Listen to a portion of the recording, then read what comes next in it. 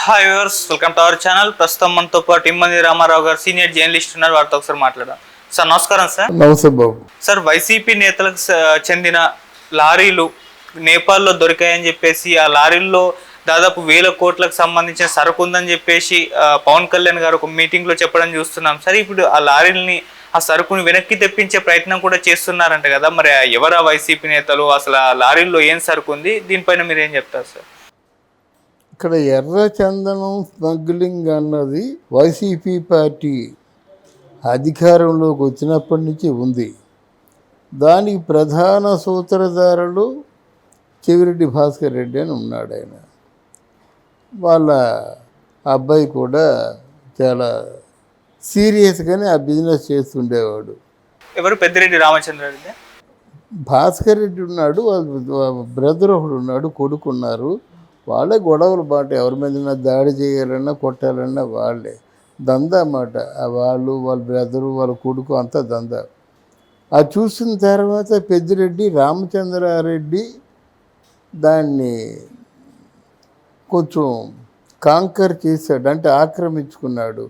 ఆయనకి కూడా చాలా మంచి దారులు ఉన్నాయి.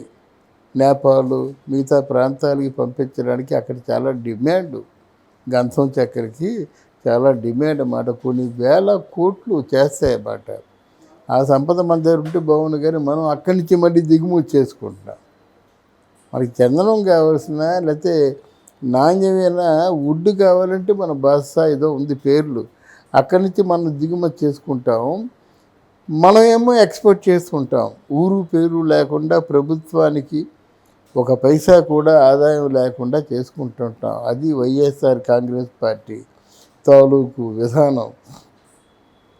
మొన్న అంటే ఇక్కడ వీళ్ళు చెక్ పోస్టులు ఎలాగున్నాయంటే, పోలీసు బలగాలు ఎలాగున్నాయంటే, వైసీపీ బండి అంటే పంపించాడు.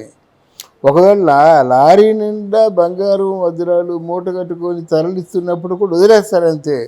ఎందుకంత బంగారం తీసుకెళ్తున్నారని అడగరు. అలా వదిలేపెట్టే కదా ఎలక్షన్లో కోట్లు ఒక్కొక్కసారి 7 కోట్లు 8 కోట్లు 100 కోట్లు పట్టుబడడానికి కారణం ఏంటంటే, సంబంధిత చెక్ పోస్టుల్లో ఏ తనిఖీలు లేవు, తనిఖీలు ఉన్నా మాట ఆడరు. అంటే వైఎస్ఆర్ కాంగ్రెస్ పార్టీలో అంత పోలీసు శాఖని నిర్వీర్యం చేశారు. అసలు పోలీస్ స్టేషన్ అన్నా, పోలీస్ శాఖ అన్నా, సిబిసిఐడి అన్నా, ఈ చెక్ పోస్ట్ గ్రేడింగ్ ఆఫీసర్స్ ఉంటారు, వీళ్ళంటే ఎవ్వరికీ కూడా లక్ష్యం లేదన్నమాట. అందువల్ల మనకి ఆదాయం లేదు, బోర్డంత లాసు.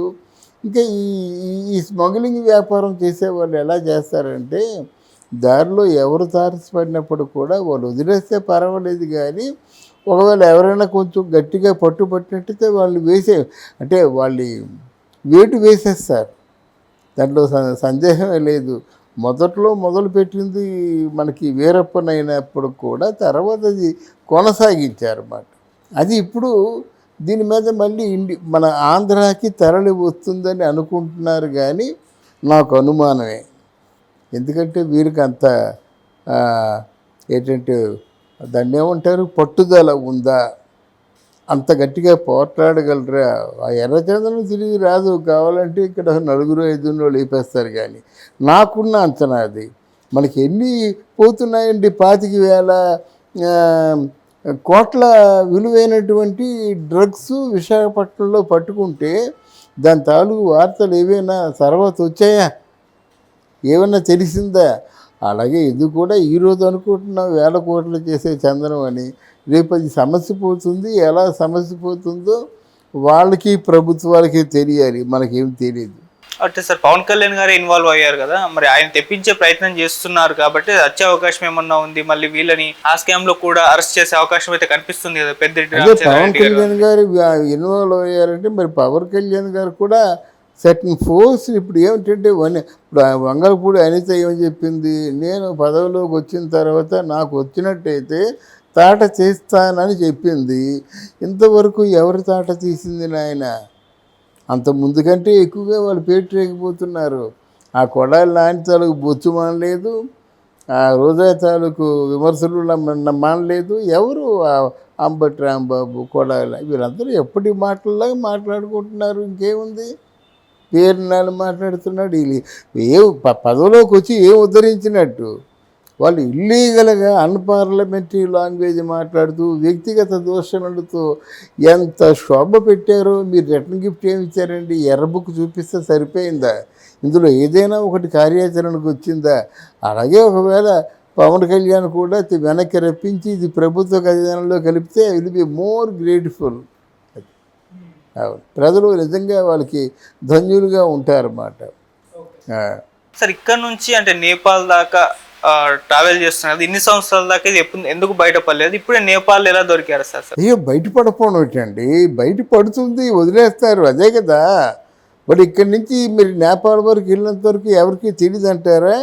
అందుకే చెప్తున్నాను, ఒక లారీ లోడు కరెన్సీ కానీ లారీ లోడు డైమండ్స్ బంగారు కానీ తీసుకెళ్తే ఎవరు అడిగిన వాళ్ళు లేరు. ఇక్కడ చాలా మార్గాలు ఉన్నాయి.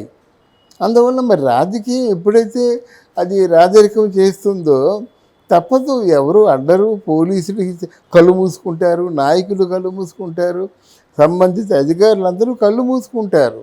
అది ఇక్కడ కావాల్సింది లంచం అండి, బ్రైబు. అది లక్షల్లోనూ కోట్లలో ఉంటుంది. లక్షల్లో ఎక్సైజ్ ఇన్స్పెక్టర్స్ ఉంటారు, వాళ్ళకి ఎన్ని లక్షలు ముడుతుంది రోజుకి? వాళ్ళకి కావాల్సింది అంతే, లంచమే అంతే. లక్షల్లో లంచం వచ్చినప్పుడు ఏముంది? ఒకరోజు డైలీ ప్రాక్టీస్ వాళ్ళకి, ఒకరోజు పోతే ఉంది అది. అందువల్ల ముందు లందగొండి వ్యవహారం తగ్గించాలి, ఏది రూపుమాపాలి, రూపుమాపాన్ని తగ్గించాలి, లేకపోతే ఇలాగే కొనసాగుతుంది. సార్, ఇప్పుడు ఎర్రచందనం స్మగ్లింగ్ పైన కూడా ఈ ప్రభుత్వం ఫోకస్ పెడుతుంది అంటారా? వీటిని కంట్రోల్ చేయడం, ఆపడం, ఇప్పుడు చెప్పారు కదా పవన్ కళ్యాణ్ గారు, వాటిని వెనక్కి తప్పించడం ప్రయత్నం చేస్తున్నామని. అసలు వీటిని షిఫ్ట్ కాకుండానే చూసే ప్రయత్నం ఏమైనా చేస్తారు? ఇక్కడ ఎర్రచందనమే కాదండి, డ్రగ్స్ ఉన్నాయండి, గంజాయి ఉందండి. మరి ఫోకస్ పెడితే ఎందుకు 3,000 ఎకరాల్లో పంటలో ఉంటుంది? అది 3,000 ఎకరాల్లో గంజాయి పండిస్తున్నారు. కళ్ళు మూసుకున్నారా? ప్రభుత్వం కళ్ళు మూసుకుందా? ఎక్సైజ్ ఇప్పుడు సంబంధిత సిబిసిఐడి కళ్ళు మూసుకుందా? సంబంధిత రాజకీయ నాయకులు కళ్ళు మూసుకున్నారు. ఎవరు కళ్ళు మూసుకున్నారు? ఆ గంజాయి అంతా ఎక్కడికి వెళ్తుంది? త్రూ ఆంధ్ర కదా వెళ్తుంది, త్రూ మద్రాసు వెళ్తుంది, త్రూ హైదరాబాద్ వెళ్తుంది. ఇంకొక మార్గం లేదు కదా. అందువల్ల మరి వాళ్ళు అది మీకు 1,00,000 ప్రామిసులు చేయొచ్చండి. ఒక్క ప్రామిస్ నిలబెట్టుకుంటే చాలు, జనంలో కొంచెం ఒక పరివర్తన వస్తుంది. అదేం లేకుండా గంజాయి చూసినా, డ్రగ్ చూసినా, అది డూప్లికేట్ సారా ఏమన్నా అన్నిటికీ ఆ రోజు గట్టిగా అరుస్తారు, రెండో రోజు చప్పుని చల్లారిపోతుంది అన్నమాట. ఆ చల్లారిపోయే విధానం ఉండకూడదు. ఎన్ని కోట్లు పోతున్నాయండి? చిరుతిపురులు ఎందుకు వస్తున్నాయండి రోడ్ల మీదకి? చిరుతపురులు ఉండే నివాసంలోకి మనుషులు ప్రవేశిస్తున్నారు. వాటికి ఉండాలని నివాసం లేకపోతే పక్క జరిగిపోదామని చెప్పేసి ఆ రోడ్డు దాటి మరో అడవులోకి వెళ్ళిపోతుండగా కనిపిస్తున్నాయి. అది కదా విషయం. అసలు అడవుల్లోకి మనుషులు వెళ్ళవలసిన అవసరం ఉంది? అది మృగ సంరక్షణ కేంద్రం అధీనంలో ఉంటాయి. మనుషులు వెళ్తుండగా వాళ్ళేం చేస్తున్నారు? సంబంధిత అధికారులు ఇవన్నీ డొంకలాగితే మొత్తం అంతా గుట్టంతా బయటపడుతుందన్నమాట. అందరికీ ఓటాలు ఉన్నాయి, అందరూ దీంట్లో పంచుకుంటారు. ఎలా అయిపోతారండి కుబేర్లు? నిన్న 12,000 రూపాయలు రెంట్లో ఉన్న రోజా ఈరోజు 3,000 కోట్లకి స్కామ్లో ఇరుక్కుందంటే అసలు ఆ మాట మనం ఊహించగలమా? అందువల్లనే వీళ్ళందరికీ లక్షలు కోట్లు లంచాలు ఇంకేదో రూపంలో వస్తున్నప్పుడు వాళ్ళు ఎందుకు జోక్యం చేసుకుంటారు?